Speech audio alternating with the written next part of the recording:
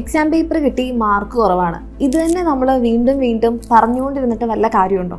അല്ലെങ്കിൽ ഇതൊന്നും ആലോചിച്ച് നമ്മളെ വിഷമിച്ചിരുന്നുകൊണ്ട് എന്തെങ്കിലും കാര്യമുണ്ടോ? ഒരു കാര്യമില്ല അല്ലേ? കഴിഞ്ഞത് കഴിഞ്ഞ് തന്നെയാണ്. പക്ഷേ കാര്യമുള്ള ഒരു കാര്യമുണ്ട്. അതായത് നമ്മുടെ മുന്നിൽ ഇനി വളരെ കുറച്ച് മാസങ്ങൾ മാത്രമാണ് ഉള്ളത്.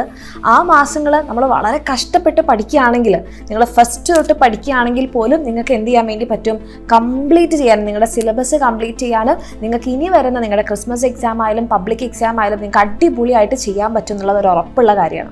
അപ്പോൾ ആ ഒരു കാര്യം അല്ലേ, നമുക്ക് എന്തെങ്കിലും ആവശ്യമുള്ള അല്ലെങ്കിൽ നടക്കുന്ന കാര്യത്തിനെക്കുറിച്ച് നമ്മൾ ചിന്തിച്ചിട്ടല്ലേ നമ്മുടെ ടൈം നമ്മൾ ചിന്തിക്കുന്നതുകൊണ്ട് എന്തെങ്കിലും കാര്യം ഉണ്ടാവുള്ളൂ. അല്ലാതെ നമ്മൾ മാർക്ക് കുറഞ്ഞു പോയി അതിന് നമുക്കിനി മാർക്ക് കൂട്ടാനൊന്നും പറ്റില്ല. പക്ഷെ കൂട്ടാൻ പറ്റും ഇനി വരുന്ന നമ്മുടെ ക്രിസ്മസ് എക്സാമിനും പബ്ലിക് എക്സാമിനും.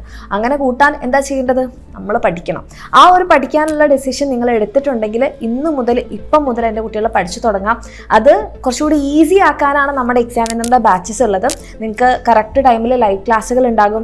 അതേപോലെ തന്നെ നിങ്ങൾക്ക് നോട്ട്സ് ഉണ്ടാകും. നിങ്ങൾക്ക് ചോദ്യങ്ങൾ ചെയ്ത് പ്രാക്ടീസ് ചെയ്യാം. നിങ്ങൾക്ക് എക്സാംസിന് മുൻപായിട്ട് മോഡൽ എക്സാംസ് ഉണ്ടാവും. ഇതൊക്കെ വെച്ച് പഠിക്കണമെന്ന് താല്പര്യം ഉണ്ടെങ്കിൽ എൻ്റെ കുട്ടിയൊക്കെ എന്ത് ചെയ്യാം? താഴേക്ക് അന്ന നമ്പറിൽ മെസ്സേജ് ചെയ്യാം. അടിപൊളിയായിട്ട് പഠിക്കാം.